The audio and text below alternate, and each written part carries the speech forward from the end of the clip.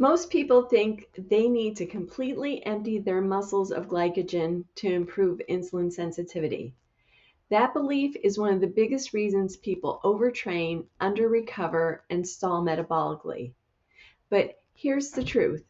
You don't need to fully deplete glycogen for your body to respond.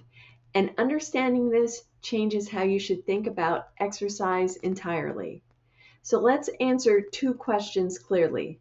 How long does it take to deplete muscle glycogen?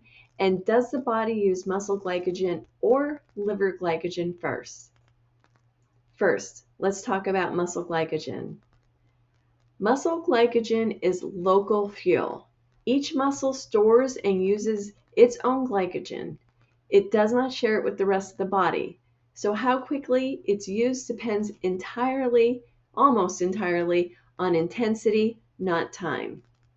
With high intensity glycolytic exercise, things like sprinting, heavy resistance training, or true HIIT, glycogen in the working muscles can be significantly reduced in as little as 30 seconds to a few minutes. A short but intense workout, even 10 to 20 minutes, can reduce muscle glycogen by 40 to 60% in the muscles you actually trained. That level of depletion is more than enough to improve insulin resistance. Moderate steady-state cardio is different. Brisk walking, jogging, or cycling at a comfortable pace relies on glycogen early, but depletion is slow. It often takes 60 to 120 minutes to make a meaningful dent, and even then, glycogen is rarely fully depleted. Now, low-intensity movement uses very little glycogen at all, especially if someone is fat-adapted. Now here's the second question. Does glycogen come from the muscle or the liver first? Here's the key distinction. Muscle glycogen fuels movement. Liver glycogen protects blood sugar. They serve two very different jobs. And during exercise, working muscles primarily burn through their own glycogen. The liver releases glucose only as needed to keep blood sugar stable, especially to protect the brain. The liver does not empty first. In fact, liver glycogen is preferentially preserved because the brain depends on it. Now, liver glycogen is more likely to drop overnight during fasting or with very long endurance exercise. Muscle glycogen, on the other hand, is used locally and selectively, only in the muscles doing the work, and this is the part most people miss.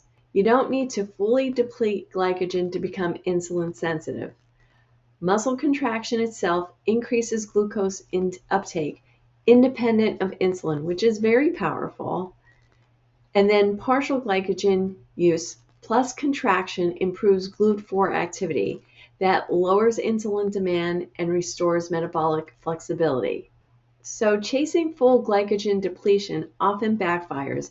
It'll increase fatigue, it raises stress hormones, it'll slow your recovery. And in many people, especially women and older adults, it actually worsens metabolic health over time. The goal isn't to empty the tank. The goal is to send the right signal, then allow recovery and adaptation.